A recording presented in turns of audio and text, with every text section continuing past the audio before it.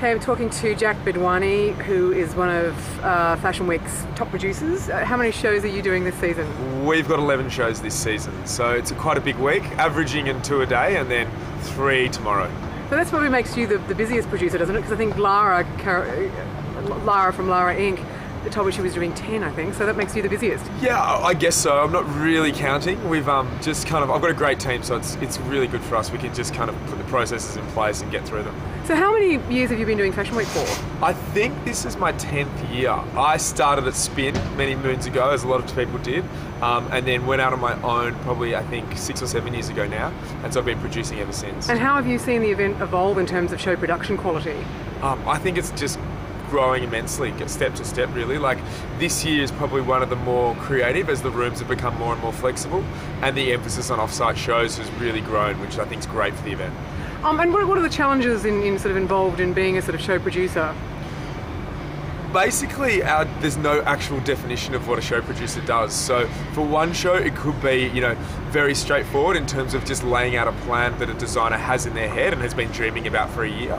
And for another designer, it could literally be starting from the very beginning and working with them all the way through the concept, the creative, the ideas, the music, the lights, the sound, the stage, literally every facet of their event. So no two shows are ever the same. And it's a very high-stress environment, isn't it? Oh, absolutely. I had to laugh last night at Bowie when they were in the middle of the show and you actually reached over to the fabric and you said, "I really love this." It's like, you probably shouldn't have been focusing on that, should you, at that time? Yeah, I mean, I spent a lot of time with Bowie in the pre-production, and he kind of really talks me through every piece, where it comes from, and kind of like literally how he creates it.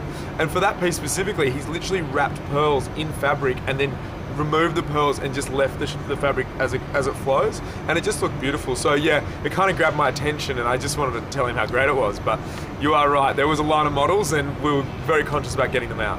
So, I mean, a lot of people have talked about sort of budgets this year. I mean, ironically, a couple of years after the GFC, I mean, the biggest venue, the tent, is back, which obviously means people have the money for that. But I mean, the sort of the buzz is that there is less money around. I mean, that must impact terribly on sort of show producers, right? Absolutely. I think this year more than most, we've begged, borrowed, and stealed and pulled in as many favours as we possibly could.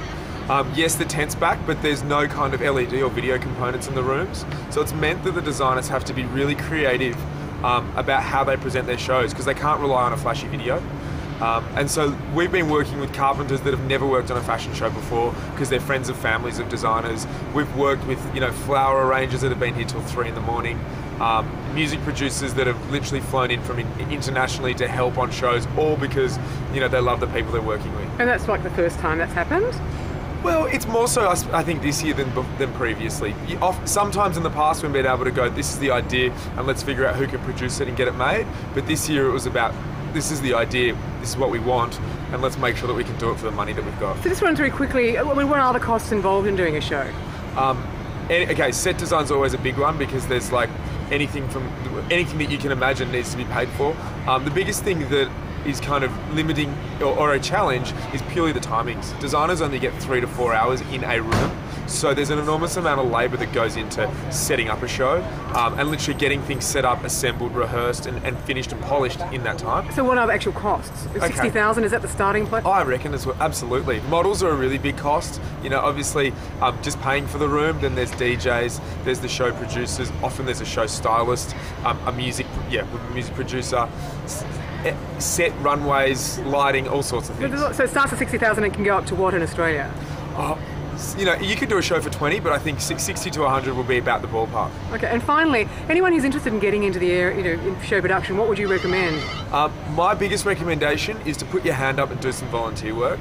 Everyone that I know that's in this business has interned somewhere and got the experience, and you'll very quickly figure out if you like them and if they like you, and if it's something that you want to pursue. All right, and finally, what other shows have you got coming up? I'm really looking forward to Christopher Esper tomorrow. That is going to be spectacular. The build's amazing, and the clothes are stunning. Ode to No One Tonight's going to be brilliant, and a really interesting show for me is going to be Blessed Are the Meek, where we're introducing some lasers that have really never been used before in a fashion show in the context that we're using them. Fantastic. Looking forward to it. Thanks so much, Jack. Thank you. Thank you.